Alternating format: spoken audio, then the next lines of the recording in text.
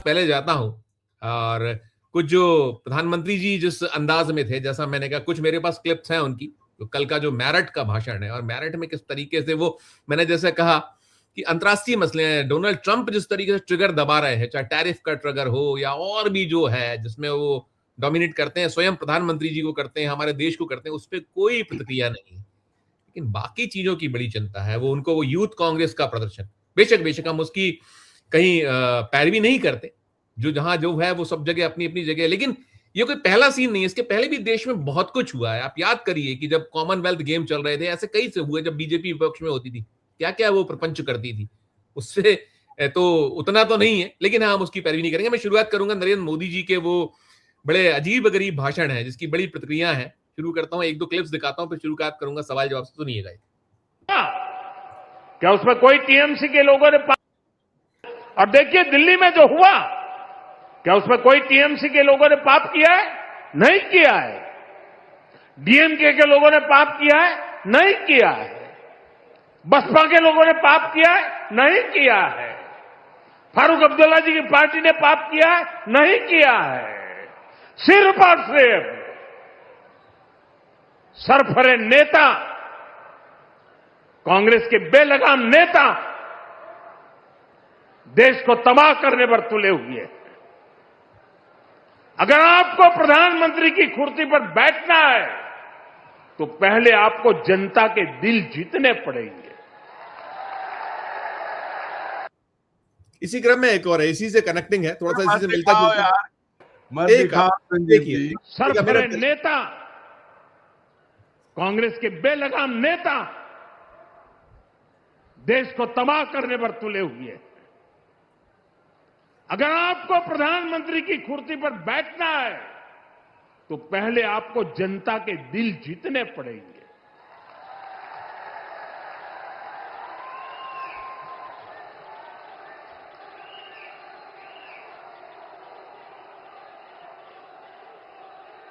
महिलाओं एमपीओ को भेज करके सीट पर कब्जा करने से आप प्रधानमंत्री नहीं बन सकते हो। और माताओं बहनों को इस प्रकार से आगे करने की क्या मजबूरी है आपकी? क्या इतने खोखले हो गए हो आप लोग? रणू जी, आप कह रहे हैं तो नहीं दिखाता हूं और आगे नहीं जाता हूं, शुरुआत आप वैसे भी मैं करता हूं। नहीं, अब संजीव जी ये भाषण मैंने कल भी सुना था, आज भी सुना, आपने सुनवाया। पता नहीं क्यों, मतलब देश के प्रधानमंत्री का भाषण सुन के मुझे वो अपना छोटा ग्रैंडसन याद आ गया जो अभी 2-2.5 साल का है। कई बार उसको अगर आप कहो कि हम तुम्हारे पापा को ले जा रहे हैं, अब इन्हें नहीं छोड़ेंगे तो मेरे साथ ही रहेंगे, तो प्रदीप भी जानते हैं, ममदानी जी भी जानते हैं, बच्चे चला, अरे ले गए मेरे पापा को ले गए। तो नरेंद्र मोदी देश के प्रधानमंत्री हैं। दुनिया जानती है कि अगर संसद के भीतर 8 सांसद आपसे बात करना चाहती हैं, आपकी कुर्सी पे आ रही हैं, आप कह रहे हो कि प्रधानमंत्री बनना चाहते हैं, कुर्सी पे कब्जा करना चाहते हैं, इसलिए महिलाओं को आगे कर दिया। अरे भाई, इससे ज्यादा तो शर्मनाक भाषण नहीं हो सकता। आपके लोकसभा अध्यक्ष ने ये कहा कि चूंकि महिला सांसदों से डर था इसलिए हाउस में नहीं गए। आपने डर के मारे परंपरा तोड़ दी, आपने राष्ट्रपति के अभिभाषण का उत्तर नहीं दिया, आप सदन में डर के मारे नहीं गए। अब यहाँ मतलब अगर आप चले जाते तो मतलब इससे ये साबित हो गया कि वो महिला प्रधानमंत्री की कुर्सी छीन लेती, इन्हें उठा के अपदस्थ कर देती। तो भैया अगर उन्हें ऐसा करना होता तो आप तो छोड़ आए थे, खाली कुर्सी थी, तब भी कर सकते थे। लॉजिक नहीं है, कोई तर्क नहीं है। जो बैल बुद्धि और बाल बुद्धि दूसरे पर लगती थी, अब बैल बुद्धि याद आ रही है। लगता है कि ये ऐसे तर्क, बच्चे हंस रहे हैं। कौन सब जानते हैं कि सदन के भीतर बातचीत होती है एक दूसरे से। हमने देखा है, प्रदीप भाई भी जानते हैं कि जब यूपीए की सरकार में जब वो विनोद राय देख रहा है, विनोद राय की वो किताब आई थी नौटंकी की, वो रिपोर्ट जिसपे बीजेपी ने क्या नाटक नहीं किया था 2G को लेके, कहां गया वो 2G घोटाला। शर्म तो इन बीजेपी वालों को आनी चाहिए कि ऐसी नौटंकी करते हैं, और तर्क भी वैसे ही है। पूरे देश में जो समझदार है वो जानता है कि सदन के भीतर कुर्सी छीन लेने से कुर्सी नहीं बदल जाती है। लेकिन इस देश का प्रधानमंत्री 150 करोड़ लोगों को मूर्ख समझता है। वो ये बता रहा है कि मेरी कुर्सी चली जाएगी। बेलगाम कांग्रेस ही बेलगाम है। बेलगाम तो आपके नेता हैं, बेलगाम तो आप हैं, जो आपने किसको किसको रोकोगे आप? पूरी दुनिया में जो चीजें जा रही हैं, आप उत्तर प्रदेश, उत्तर भारत की परंपराओं का पालन करते हुए आप ना ट्रंप का नाम लें, ना आप शी जिनपिंग का नाम लें। अब तो आप नाम लेंगे ही नहीं, क्योंकि वो तो जेफरी एप्स्टीन तो स्वर्गीय हो गए। सारी चीजें आ रही हैं और आपका मंत्री तर्क देता है कि हाँ मैं मिला था। क्यों मिले थे? तुम क्या थे उस वक्त? रिटायर हो चुके थे। क्योंकि वो डिजिटल इंडिया की बात करने के लिए। तो ये तो समझाओ कि किसने हक दिया था। और फिर ये बताओ कि जब वो कहता है, अब तो ये भी बात आ गई है कि फंड एलोकेशन भी उसके कहने पे हुआ था एप्स्टीन के, कौन उसके फायदे में रहा है? तो इतना 56 इंच का सीना है तो बोलो, देश को बताओ, हटाओ मंत्री को। लेकिन नहीं, क्योंकि उस मंत्री में तो वो मंत्री वो तोता है जिसमें राक्षस की जान बचती। राक्षस वाला किस्सा तो सबने सुना ही होगा ना। वो पिंजरा वही है, अगर वो खुलेगा या उस तोते की गर्दन मरोड़ी जाएगी तो सब कुछ सामने आ जाएगा। सबसे बड़ी बात यह है कि तर्क नहीं है, तथ्य नहीं है, सवालों के जवाब नहीं है और प्रधानमंत्री में हिम्मत नहीं है। जेफरी एप्स्टीन ने कहा था ना, प्रधानमंत्री, भारत का प्रधानमंत्री जाकर इजराइल में नाचेगा और गाएगा। अब क्यों जा रहे हो? क्या क्या स्थिति हो रही है? और संजीव जी, एक किस्सा है, आपको थोड़ा समय दीजिएगा, आज मैं सुनाऊंगा। आज ही पता लगा मुझे, जब ये श्रीमान प्रधानमंत्री नहीं बने थे, महासचिव थे गुजरात भाजपा के, तब केशुभाई की सरकार थी, 95-96 की बात है। तब इन्होंने, शंकर सिंह वाघेला भी जिंदा हैं, इनके बड़े करीबी थे, उनके खिलाफ 4 भाजपा सांसद थी उस वक्त की, उनमें एक वो सीता बनी थी, वो भी थी। उनका इस्तेमाल करके वाजपेयी जी को शंकर सिंह वाघेला के खिलाफ किया था। ये बात खुद जो सूत्रधार थे उन्होंने बताई है कि नरेंद्र मोदी जी महिलाओं का कैसे इस्तेमाल करते थे। अब चूंकि ये इस्तेमाल कर चुके हैं तो इनको पता है कि महिलाओं के जरिए किसी भी व्यक्ति को कैसे अपमानित किया जा सकता है, बदनाम किया जा सकता है, डराया जा सकता है, क्योंकि ये उस्ताद है इस काम के। और नहीं मानिए तो कभी भी शंकर सिंह वाघेला जी का इंटरव्यू कर लीजिए, वो बताएंगे कैसे 4 सांसदों ने, चूंकि अटल जी के करीब थे वाघेला जी, अटल जी बहुत सम्मान करते थे, पर वो महिलाएं बार बार रोती रही। और एक डायलॉग था कि तब तक रो अटल जी की धोती पकड़ के कि जब तक उनकी धोती गीली ना हो जाए। और आप याद करिए, वो परिणाम तब उस राजनीति का ही हुआ था कि शंकर सिंह वाघेला ने पार्टी छोड़ी, सरकार कांग्रेस के साथ मिलकर बनाई, कितनी बड़ी क्रांति हुई थी तब।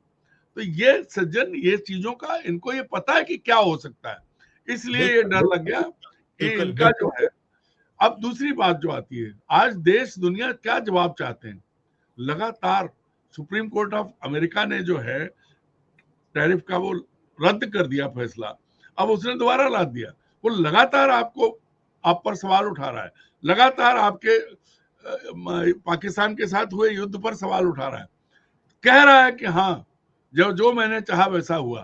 तो यहाँ आप कांग्रेस को रो रहे हो, कांग्रेस की महिला सांसदों को रो रहे हो, उनके बीच फूट डालने के लिए अब आपको तृणमूल कांग्रेस से भी सहानुभूति है, डीएमके से भी है, सपा से भी है, बसपा से भी है, सबसे है। मतलब कितनी बेशर्मी है कि अभी थोड़े दिन पहले अभी तक लोग देख रहे हैं, दीदी करते घूम रहे हो, अब आपको बड़ी सहानुभूति है। बिल्कुल बिल्कुल। ये कोशिश जो है संजीव जी, आज नरेंद्र मोदी जी एक्सपोज हो गए हैं। उन्होंने आज तो 26 आ गया, 30 साल पहले जो उपयोग महिलाओं का किया था, उनको वही डर लगने लगा कि अगर महिला मेरे सामने आएंगी तो जो मैं कर चुका हूं कहीं मेरे साथ ना हो जाए। ये है सारा खेल और कुछ नहीं। और इतना अरुण सर, देखिए मैं आपके साथ है भरपूर समय, आप दोनों तीनों, आपको पहले चरण में जो छूटा हुआ मैं, क्योंकि उस समय मैंने फ्लो में चिंतित हो रहा था कि इकबाल जी ने मुझसे निवेदन किया था कि 6:40 तक जाना है, तो उनका 2 टिप्पणियां मिल जाएगी। ये जो निकल रहा है सर, देखिए हमने बात की है, बहुत बार बात की है वो उत्तराखंड की मोहम्मद दीपक वाली जो बात है, और फिर अब जो है ये सीन कितना अंदर तक झकझोर रहे होंगे, आप पूरी कोशिश आपने कर ली। और जो अभी कहा प्रदीप भाई ने कि डाउनफॉल, अब कहीं ना कहीं लोगों के समझ में आ रहा है कि नहीं ये ठीक नहीं है, ये धीरे धीरे ये जो दिए हैं जल के एक बड़ी रोशनी सब पर। आपका एक अंतिम नोट आपका। संजीव जी, हमारे प्रदीप भाई ने दुष्यंत कुमार जी का एक शेर कहा था, मैं दूसरा उसी में है कि उनके पांव तले कोई जमीन नहीं है, उनके पांव तले कोई जमीन नहीं है, कमाल ये कि उन्हें यकीन नहीं है। यस। उन्हें पता ही, उन्हें मतलब ये उनके पांव मतलब वो अपने घूमे हुए। अच्छा, आयरोनी देखिए दीक्षित जी, यही पंक्तियां प्रधानमंत्री ने पार्लियामेंट में कांग्रेस के लिए बोली थी। अब मैं वहीं पर आ रहा हूँ। हाँ, अब देखिए, हम लोग प्रदीप भाई और हम लोग साथ साथ दिल्ली पहुंचे थे। आज जो बात नंगेपन की हुई, मैं बहुत गंभीरता से कुछ बातें कहूंगा और मुझे Please. लगता है कि प्रदीप भाई सहमत होंगे। देश, कांग्रेस के कुछ लड़कों ने अपने कपड़े ऊपर के उतारे। अभी जब हम बात कर रहे थे तब अनिल विज, जो अभी हरियाणा में मंत्री हैं, पुराने भाजपाई हैं, उनके साथ सैकड़ों भाजपाई नंगे घूम रहे हैं। वो मैं वीडियो मेरे पास था, लेकिन मैं ये प्लेटफॉर्म नहीं है, पता नहीं किसने खींचा, इसलिए नहीं दिखाया। तो जो चीज आप लगातार कर रहे हैं, आप उसको किसके ऊपर डाल रहे हैं? कांग्रेस के ऊपर। अब पिछले दिनों को देखे आप, दुनिया के सामने बात करता हूं, देश उस दिन नंगा हुआ था जिस दिन चाबहार पोर्ट से चुपचाप भारत अरबों रुपया खर्च करने के बाद भाग आया, देश नंगा हो गया था। देश उस दिन नंगा हुआ जिस दिन रूस के साथ सस्ता तेल खरीदने को लेकर आप चुपचाप अपना सामान पैक किए और भाग लिए, ये भी नहीं कहा कि अब हम नहीं खरीदेंगे, ना ये कह रहे हैं। देश उस दिन नंगा हुआ था जिस दिन एयरफोर्स वन पर खड़े हुए आपके दोस्त डोनाल्ड ट्रंप ने कहा था कि मोदी जानता है कि वो, मैं उससे नाराज हूं, मैं उसका कैरियर तबाह कर सकता हूं। देश उस दिन नंगा हुआ था, और देश उस दिन तो इतना नंगा हुआ था जिस दिन आप अमेरिका में थे और हमारे भारत के लोग, भले ही वो गलत रास्ते से गए थे, गलत तरीके गए थे, हथकड़ी बेड़ी लगा के भेजे गए थे। देश उस दिन हर बार नंगा हुआ जब ट्रंप कहते थे युद्ध हमने रुकवाया और आपके मुंह में जवान नहीं थी। जैसे आज आप दहाड़ रहे थे कांग्रेसी नंगे हैं, एक बार बोल दो, तुमको भारत माता की कसम, एक हीरा बेन की कसम, कि तुम एक बार तो बोलो कि हाँ देश नंगा हुआ है। तुम्हें लगता है अमेरिका ने देश को ऐसे नंगा किया है? मिजोरम में जब महिलाओं के साथ बलात्कार हो रहा था, सार्वजनिक रूप से उनको मारा जा रहा था, तब देश नंगा हो रहा था। देश नंगा तब नहीं हुआ जब 8 महिला सांसदों ने आपको घेरने की कोशिश की। देश उस दिन नंगा हुआ जिस दिन लोकसभा में लोकसभा अध्यक्ष कहता है कि प्रधानमंत्री की सुरक्षा को खतरा है क्योंकि कांग्रेस की महिला सांसद कुछ कर सकती है। देश नंगा उस दिन हुआ था जब देश के प्रधानमंत्री ने कपड़ों से पहचानने की लोगों से कहा था। देश नंगा उस दिन हुआ जब प्रधानमंत्री ने कहा कि वो आपका मंगलसूत्र लूट ले जाएंगे, वो आपकी भैंस खोल ले जाएंगे। कितनी बातें करें। देश उस दिन भी नंगा हुआ था जिस दिन इजराइल में जाके आप वहां की बात कर रहे थे और जेफरी एप्स्टीन वो मैसेज भेज रहा था कि PM of India will go and sing and dance there. नंगा को क्या देश एप्स्टीन फाइलों में आपके मंत्रियों का नाम आने के बाद देश के ऊपर तो कपड़े की चिंदी नहीं बची है, उसकी शर्म खत्म हो गई है। और आप दुनिया भर में जो आपका देश का पतन हो रहा है, देश को जो अपमानित किया जा रहा है, जो नंगा किया जा रहा है, उस पर आपके मुंह में जवान नहीं है। ऐसा लगता है कि जैसे वो देवी के भक्त अपने कांटा घुसेड़ के मुंह बंद कर लेते हैं, वैसे नरेंद्र मोदी का मुंह बंद है। वो चिल्लाते हैं कांग्रेसियों पे, बच्चे हंसेंगे कि संसद में महिलाओं के जरिए कुर्सी पे कब्जा करना चाहते हैं प्रधानमंत्री की। ये दुनिया जानती है। मतलब सिवाय मैं करने और रोने के बोलना चाहिए। आज भी देश जानना चाहता है, बताइए कि क्या 25 करोड़ मुसलमानों का देश नहीं है ये? आप कानून का पालन करवाइए ना। कोई गलती कर रहा है, कोई कानून तोड़ रहा है, उसको सजा दिलवाइए। वो आप करवा नहीं पा रहे हैं। बिना सुनवाई के लोग जेल में बंद हैं, लेकिन आप तथ्य पेश नहीं कर पा रहे कि इन्होंने अपराध किया है। पेश कीजिए, सजा दिलवाइए, किसी को कोई आपत्ति नहीं। अगर कोई अपराधी है, चाहे वो हिंदू हो। अरुण जी, लखनऊ से जो दृश्य निकला, ये है ना, रिपरकशंस है ना जी। मैं आपको बता रहा हूं कि क्या हो रहा है। हद होती है भाई, किसी भी चीज की हद होती है।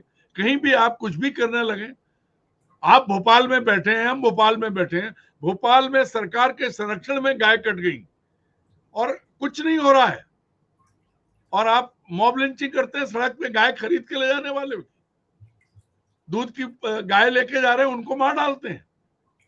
क्या है ये? आपके मंत्री, आपके नेता क्या हेमंता विश्वा शर्मा कर रहे हैं? दुर्भाग्य है, दुख की बात है कि सुप्रीम कोर्ट तक उसके लिए समय नहीं निकलता। देश नंगा होता है, आप तो नंगे हैं, आपके ऊपर तो कोई, आप तो भगवान से भी बड़े हो गए। तो उत्तर प्रदेश में क्या सब हम जानते हैं कि नंग बड़े परमेश्वर थे, तो वो तो उनका तो कोई जवाब ही नहीं है। लेकिन कांग्रेस में लाख अगर ऐब नहीं होते, कांग्रेस की कमजोरियां नहीं होती, कांग्रेस के नेता निकम्मे और नालायक नहीं होते, अगर बेईमान नहीं होते, तो ये दुर्गति नहीं होती। और दूसरी बड़ी चीज, स्वार्थी, संकट में पार्टी को छोड़ने वाले गद्दार, ये सब हैं, इसीलिए वो पिट रहे हैं। लेकिन कब तक कांग्रेस को रोओगे भाई, ये तो बताओ। मैं बिल्कुल देसी भाषा में बात कर रहा हूं, कब तक कांग्रेस का नाम लेके रोओगे? बताओ देश को कि आप में इतनी हिम्मत क्यों नहीं पड़ी कि आप राष्ट्रपति के भाषण पे संसद में जवाब दे सके? कौन सा डर था जो आप संसद में नहीं अरे गए? कांग्रेस को, नेहरू को, इंदिरा को, राजीव गांधी को, जो लोग मर गए, खप गए, चले गए, उनको लेके आप रो रहे हैं। मैं प्रदीप भाई वही कह रहा हूं कि देश का लोकसभा अध्यक्ष एक किताब जो आर्मी के जनरल की लिखी किताब है, छपी है, उसको लेकर के बोलने नहीं दे रहा है। दूसरी तरफ सत्तारूढ़ दल का सांसद नेहरू गांधी पर फर्जी किताबें जो लिखी गई, जिनको अगर कांग्रेस चाहती, अगर इस तरह की सोच होती, तो वो किताबें कभी नहीं सामने आती। लेकिन वो संसद में सब रिकॉर्ड पर है। तो ऐसा पक्षपात, ऐसी बेईमानी आपने कोई स्थान छोड़ा है जहां ये नहीं किया है? आप बताइए, आप देश के प्रधानमंत्री हैं, किसी सिरफिरे ने बिहार में एक गाली दी थी, गाली की हम सब निंदा करते हैं, कोई इस गाली को अप्रूव नहीं करेगा, लेकिन गाली किसको दी थी? गाली आपके नाम पर गाली निकाली गई, आपने अपनी माँ के नाम पे दी। आपने शायद आपने हीरा बहन की कसम दी ना उनको, हीरा बहन की कसम दी थी आपने, है ना? आपने वही कह रहा हूं मैं। आओ आप सच, इस पे लाके समअप करिएगा अरुण जी, मैं चाहूंगा कि थोड़ा सा मैं वही खत्म कर रहा हूं। लखनऊ वाला सीन और राजस्थान दोनों को आप एक नोट उसका निचोड़। मैं आपको कहता हूं कि जो प्रदीप भाई ने कहा, तापसी पन्नू छोटी सी लड़की है, अभिनेत्री है, उसने जाके हाथ रखा और उसके बाद कहा ऐसे, अभी मुझे इस देश में रहना है। दोनों हाथ यूं जोड़े थे, अभी मुझे इस देश में रहना है। भाई ये बहुत क्या अच्छा है? लगा था मुझे, बहुत अच्छा लगा। उसने जो किया, एक मैसेज, ये पूरी दुनिया के लिए एक मैसेज है। उसके बाद आप कांग्रेसियों को रो रहे हैं। गलगोटिया की बात है प्रदीप भाई, वो 2024 में जब एक प्रायोजित अभियान बीजेपी ने चलाया था, तब वो बच्चे लाए गए। मैं कहता हूं गलगोटिया किसी विचारधारा को, उस यूनिवर्सिटी को जिसमें पढ़ने वाले बच्चों को ये नहीं मालूम है कि वो किसके लिए जा रहे हैं, वो क्या करने जा रहे हैं, क्या प्रदर्शन है, वो कॉलेज है, जूनियर हाई स्कूल नहीं है। तो ऐसी यूनिवर्सिटी बंद हो जानी चाहिए तत्काल, जिसमें ऐसे अज्ञानी बच्चे हैं कि जिनको कुछ पता ही नहीं है कि वो क्यों भीड़ की तरह भेज दिए गए। अनपढ़ भीड़, किराए की भीड़ होती थी। इनका दरअसल क्या है, जो आपने कहा किसके किसके पैसे लगे हैं और किसने किसने पैसे दिए हैं। आप तो वहीं रह रहे हो दिल्ली में, गलगोटिया कहाँ से आते हैं और गलगोटिया ने क्या क्या किया है और कैसे कैसे शिक्षाविद बने हैं। नोएडा में जो नॉलेज पार्क है उसमें कौन कौन बैठा है आप भी जानते हैं और मैं भी जानता हूं, क्योंकि ग्रेटर नोएडा बनवाने में 89 में अपनी भी भूमिका थी। मुद्दा यह है कि आज की तारीख में प्रधानमंत्री, क्योंकि बाकी कोई नहीं बोलता है। एक और चीज आप देखिए, शायद पहली बार ऐसा हो रहा है, सदन के भीतर कौन बचा रहा था प्रधानमंत्री का? जब राहुल को बोलने नहीं दे रहे थे, विपक्ष हमलावर था, तो प्रधानमंत्री का बचाव करने कौन आता था? किरण रिजिजू और निशिकांत दुबे। इसके अलावा कोई दिखा आपको? क्या स्तर हो गया है? कहां गई भाजपा? कोई नहीं बोल रहा है, ना राजनाथ, ना गडकरी, ना राजीव रूडी, कोई नहीं, कहीं नहीं। जो संवेदनशील समझदार नेता बीजेपी के हैं वो भी जान रहे हैं। और आप, मैं फिर कहता हूं कि क्या 25 करोड़ लोगों को आप एक अलग देश देंगे? बता दीजिए। या उन्हें समुद्र में फेंक देंगे, या उनका नरसंहार करेंगे? क्या करेंगे? आपके पास इस, जब आप सत्ता में हो, समाधान आपको निकालना है। आप समस्या बढ़ा रहे हो, समाधान नहीं खोज रहे हो, घाव को कुरेद रहे हो, उस पर नमक मिर्च डाल रहे हो, प्रधानमंत्री कर रहे हैं, आप समाधान नहीं बता रहे हो। क्या कह रहे हैं भाई, कहिए। जी प्रदीप सर, मैं खत्म करना है मुझे। मुझे वो कहानी याद आ रही है कि जो आपने भी बच्चों ने पढ़ी होगी, इन्होंने भी पढ़ी होगी, जो शेर की खाल ओढ़ के जो है सियार गांव में आ गया था, और जब बारिश हुई तो रंग उतरने लगा। तो बारिश हो गई है वो। मुझे लगता है ये यही टिप्पणी मुफीद है, यही लाके हम समझ कर सकते हैं कि वो अब उतर रहा है, वो रंग उतर रहा है। और ये जो अच्छे दृश्य यही है, देखिए जो अब आ रहे हैं सुखद दृश्य। कर दीजिए अरुण जी, एक आध लाइन में खत्म करें प्लीज। मैं जो प्रदीप भाई ने कहा, दरअसल क्या है कि उसने तो फिर भी रंगीन खाल ओढ़ी थी, यहाँ तो सियार को शेर बना दिया वैसे के वैसे ही। पता है सियार है, फिर भी उसको शेर शेर कर दिया। और अब सियार क्या करता है? अब आप बहुत गंभीर बात है, सियार क्या करता है? हम लोग गांव कहते हैं हुआ हुआ करता है। नरेंद्र मोदी पिछले 12 साल से देश के सामने और 2001 से गुजरात के सामने हुआ हुआ कर रहे हैं। आज इसीलिए ये उदाहरण दिया था, हुआ हुआ के जब वही। और सुन लीजिए, आप सुन लीजिए, आज जो कुछ इन्होंने किया था, आज मैंने कहा, आज भी शंकर सिंह वाघेला हैं, उनसे पूछिएगा कैसे इन्होंने महिलाओं का इस्तेमाल, अटल जी के सामने उनको रुला के वो महिलाएं, और सारे किस्से 2 लोगों ने बताए हैं, उन नेताओं के नाम मैं यहाँ नहीं लूंगा, सारी चीजें हैं और ये खुद इनको मालूम है। इसीलिए तो डर है।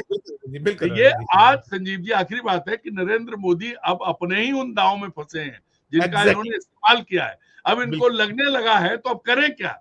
इन्हें वो महिलाएं, ये तो महिलाएं थी भाई, महाभारत में शिखंडी आया थी, महिलाओं से डरे हैं। जी जी जी, देखिए वो आपने भी सही सबब किया है, वो दोनों ने